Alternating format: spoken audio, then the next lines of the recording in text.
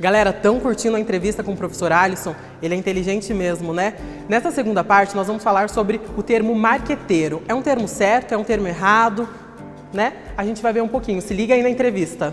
Dentro dessa perspectiva de divulgação, né, de conscientização até a respeito de determinados candidatos políticos e até de partidos políticos, é claro que a profissão do profissional de marketing ela é de fundamental importância, ela é salutar, ela é fundamental, a política exige isso, tanto que se desenvolveu dentro do marketing um segmento específico, que é o marketing político, voltado para esse tipo de ações. Infelizmente, por conta de acontecimentos que vêm sendo amplamente divulgados, a alcunha de marqueteiro passou a ser atribuída como algo muito mais pejorativo do que essa função nobre que tem o profissional de marketing dentro de campanhas políticas. No final das contas, o papel é a conscientização do público dentro das ferramentas que estão ali disponíveis, tanto na questão promocional mesmo, quanto em outras questões envolvendo relações públicas, né? Eventos, ações de planejamento, ações de pesquisa, né? A questão de pesquisa é algo muito forte dentro do marketing político. E sim, infelizmente, nós temos hoje nos deparado aí com algumas situações de divulgação do termo marqueteiro como algo, infelizmente, pejorativo. Uma pessoa que quer enganar o consumidor e o público, né? Uma pessoa... Aqui eu acho que é importante também distinguir, na questão do marketing político, a gente não está tratando mais de um consumidor, né?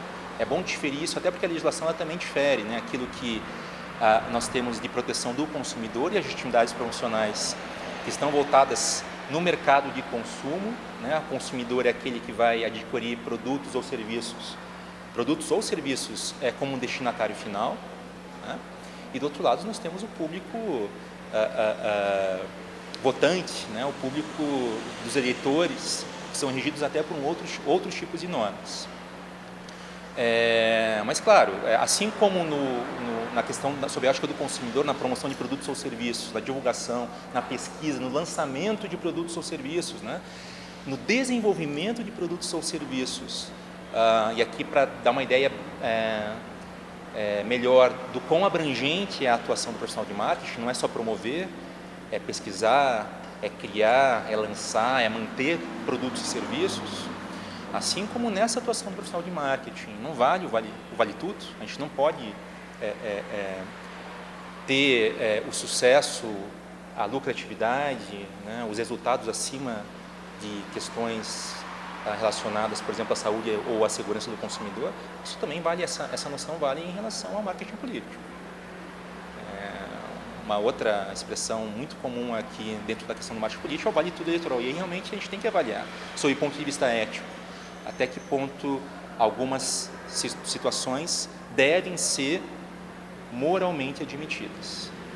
Por muitos anos, e isso está sendo exposto de uma forma bem evidente pelo noticiário, por muitos anos, por exemplo, a conduta de caixa 2 foi moralmente admitida, em que pese ser ilícita, em que pese ser proibida pelo direito, mas foi uma prática moralmente admitida e um dos meios para se efetivar essa prática foi justamente através das ações de marketing político, né?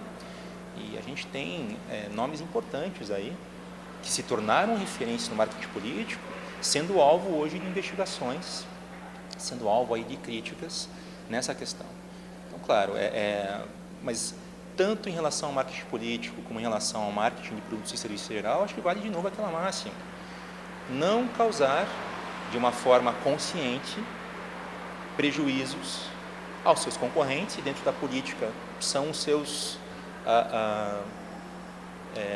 opositores, né? São seus rivais na política de outros partidos, enfim, que concorrem ali pelos mesmos cargos. Não causar de forma consciente prejuízo a eles e principalmente não causar prejuízo à sociedade como um todo. Não, principalmente de forma consciente. Pois é, professor, atualmente a gente está vivendo aí na era digital, né? O que você acha que são os cuidados que o profissional de marketing tem que ter para não ferir o código moral e ético da nossa profissão aí no meio digital? Muito bem. Tempos de era digital, a quantidade de informação disponível ao consumidor e ao eleitorado em geral, ela é surpreendente, ela é muitíssimo abrangente, o que é algo bastante salutar, é bom, porque isso dá ao consumidor e dá ao eleitorado mais subsídios para a sua tomada de decisão. Então, isso, claro, tem que ser visto com bons olhos. Porém, algo que vem caracterizando também esse tipo de comunicação online é o fenômeno da pós-verdade.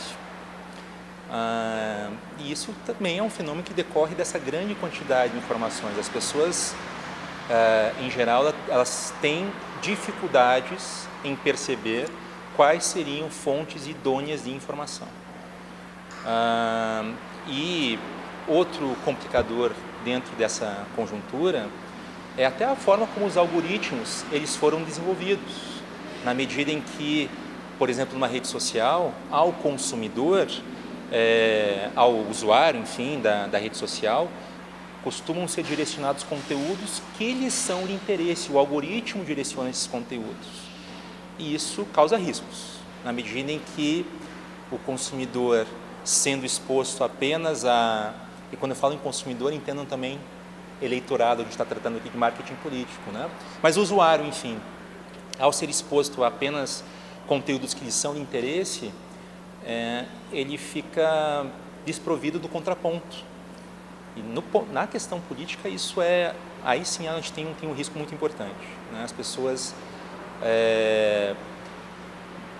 muito embora elas tenham um ímpeto maior de debater em redes sociais, porque as redes sociais deram voz a pessoas que antes recebiam informações de uma forma muito unilateral, né? Uma informação mastigada e muitas vezes direcionada com aqueles objetivos.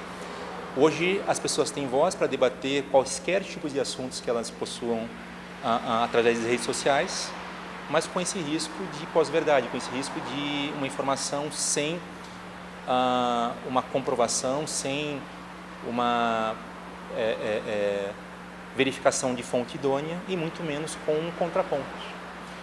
Então, em relação ao profissional de marketing, acima de tudo, ele tem que ter um compromisso com a verdade e não com a pós-verdade, compromisso com aquilo que ele tem acesso, sabendo divulgar isso de uma forma ostensiva, clara, inequívoca para o destinatário, para o público-alvo, sabendo também lidar de uma forma democrática com o contraponto, né?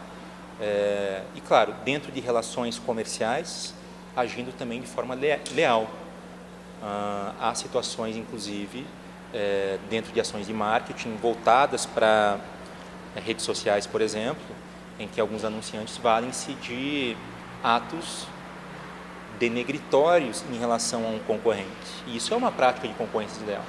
Além de ser uma prática eticamente condenável, isso, inclusive, é considerado um crime de acordo com a legislação. A Lei 9279 de 1996, que é a Lei de Propriedade Industrial, tem um artigo, que é o artigo 195, que tipifica algumas condutas como crimes de concorrência desleal, incluindo, por exemplo, o fornecimento a divulgação de informações a respeito de um concorrente, informações essas que sejam falsas e que possam denigrir, que possam causar dano à reputação desse concorrente. A lei não proíbe a concorrência, muito pelo contrário, a lei ela incentiva a concorrência, ela protege a concorrência leal, sadia, equânime, né, igualitária. O que a lei vai proibir e o que deve ser eticamente condenável também é a concorrência desleal, concorrência desonesta. Legal, professora. A gente quer agradecer a sua presença aqui hoje. Obrigada. A gente pôde perceber que tem muito assunto para a gente trabalhar e que tal a gente marcar uma mesa redonda para colocar tudo isso, né, em roda de conversa. Ótimo, fico à disposição e tomara que a gente consiga, com êxito, aí, convidar outros debatedores aí para trazer mais elementos, né? As contribuições de hoje, claro, foram bem foram reduzidas dentro do que o tempo permitia, mas o tema ele é um tema recorrente, um tema importantíssimo para o profissional de marketing e, infelizmente, eu acho que o noticiário ele exemplifica bem isso. infelizmente, ética é algo que vem sendo deixado um pouco de lado dentro da profissão do marketing, né? Alguns indivíduos dentro dessa autonomia, dessa liberdade que nós comentamos, né, vêm agindo de forma irresponsável, visando resultados de curtíssimo prazo, mas prejudicando concorrentes e consumidores no final do processo. Legal. Então, muito obrigada, gente, por assistir mais um vídeo nosso. A ética, ela não é importante somente dentro do marketing, mas sim em todas as profissões dentro do mercado. Mas hoje a gente trouxe um pouquinho mais do que é a ética dentro da nossa profissão. Até o próximo programa. Tchau!